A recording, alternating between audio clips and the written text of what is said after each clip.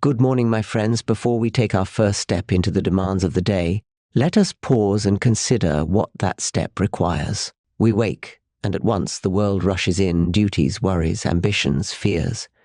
We are so quick to reach for them, but do we reach first for wisdom? Do we seek the strength we truly need? Each morning we awaken to a battle. Before our feet even touch the floor, the first skirmish has begun. Thoughts crowd in, some good, some restless, some tempting, some anxious. The mind is like an open gate, and through it rush desires, fears, ambitions, distractions. It is easy, far too easy, to let them set the course for the day, but if we do, we have already lost something precious before the day has even begun. It is a strange thing that we, who are so eager to plan, so quick to arrange and control, should so often forget to seek the one thing that truly directs a life: wisdom.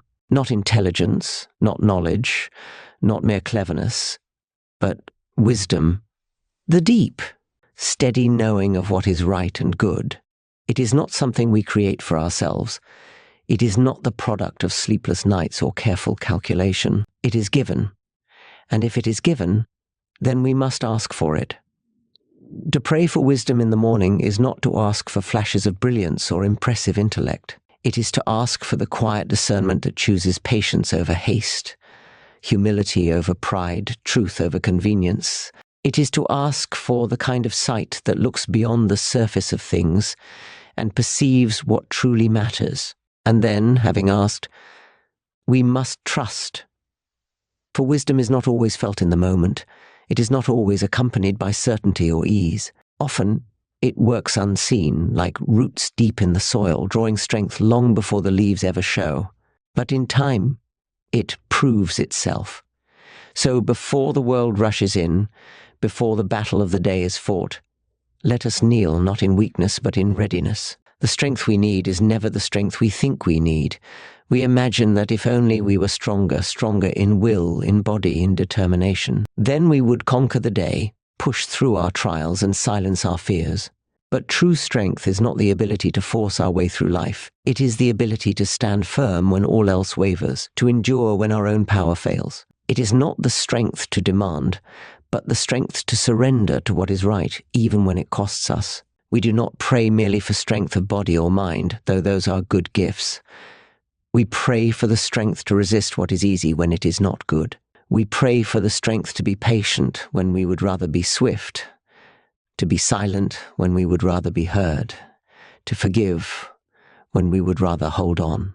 This is the kind of strength that does not call attention to itself, yet it outlasts every storm. It is the kind of strength that does not break under suffering, but is refined by it. We ask for strength because we know our weakness. The man who does not think he needs help is the one already at the mercy of his own frailty. The one who thinks he can carry the weight of the day alone will soon find himself crushed beneath it. But the one who asks for strength from beyond himself will find that he is never truly alone. So we do not pray for ease, nor do we ask for power in the way the world seeks it. We ask for the strength to bear what comes and to walk forward, not in fear, but in faith. Each morning, before the world has fully taken hold of us, we stand at the edge of a great battle. It is not a battle of swords or shouts, but one far quieter, far more insidious. It is the battle between the self that demands control and the spirit that knows it must surrender. From the moment we wake, our hearts are pulled in two directions, toward our own desires, our own ambitions, our own sense of what is best, or toward the quiet prompting of something greater than ourselves. This struggle is not new. It is as old as humanity itself. The self is loud. It urges us to act first and think later, to grasp at what we want before considering whether it is right. It tells us that our plans must succeed, that our comfort must be preserved, that our own understanding is enough to guide us. But the spirit, the part of us that was made to seek truth, knows better. It whispers instead of shouts. It urges rather than demands. And it reminds us, if we are willing to listen, that wisdom does not come from seizing control, but from giving it up. This is why the first prayer of the morning matters. It is not a ritual, not a duty to be checked off before we go about our day. It is a realignment, a setting of the compass. It is the moment in which we acknowledge that we are not, after all, the masters of our own fate. We do not pray to bend the world to our will. We pray to bend our will to what is true.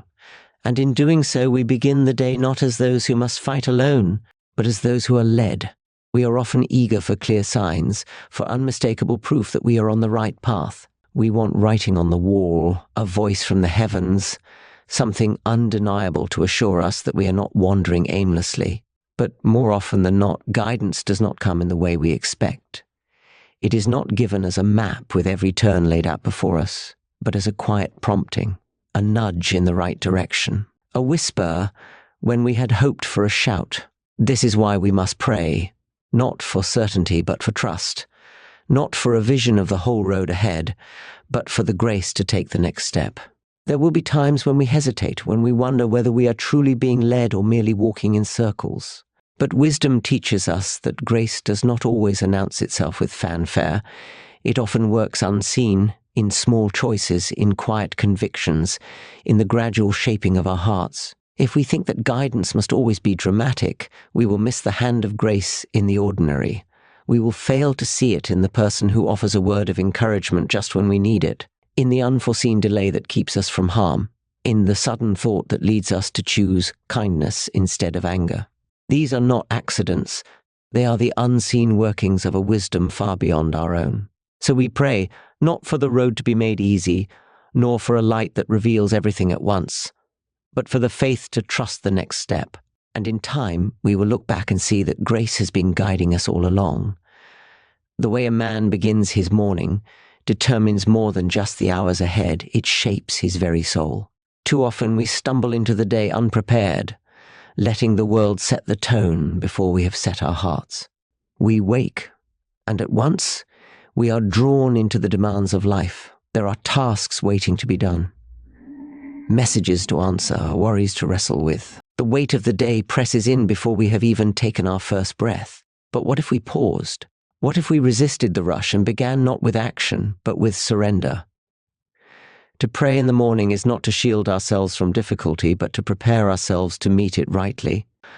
The world will come, as it always does, with its distractions, temptations, and trials. But the man who has prayed is not caught off guard. He has already bowed his head before he is forced to bow under the weight of the day. He has already asked for wisdom before he is confronted with decisions. He has already sought strength before he is made to endure hardship. This is not to say that the day will be easy, far from it. Prayer does not remove suffering, nor does it promise success as the world defines it. But it does something greater. It anchors us. It reminds us that we do not walk alone, that we are not at the mercy of circumstance, that the burdens we carry are not ours to bear alone. When evening comes and we look back on the hours that have passed, we will not see a day wasted in anxiety or selfish striving, but a day lived with purpose, guided by wisdom, strengthened by grace. At the heart of it all, we are not as strong or as wise as we like to think. Left to ourselves, we are swept along by impulse, distracted by the urgent, and weighed down by burdens we were never meant to carry alone. But the man who begins his day in prayer, who seeks wisdom before acting, strength before striving, and guidance before wandering, is a man who walks with purpose. He does not ask for an easy road, nor does he demand that life bend to his will. Instead, he seeks the one thing that truly matters, to be rightly aligned with what is good, true, and eternal. Prayer does not remove hardship, nor does it guarantee success as the world sees it, but it does something far greater. It changes us. It strengthens where we are weak, steadies where we waver, and reminds us again and again that we do not walk alone. So let us not rush into the day thoughtlessly, nor believe that our own wisdom is enough to guide us. Instead, let us begin as we ought, by bowing our heads, opening our hearts, and seeking the grace that is freely given. For in the end, it is not the strength of our will, but the surrender of it, that truly leads us home.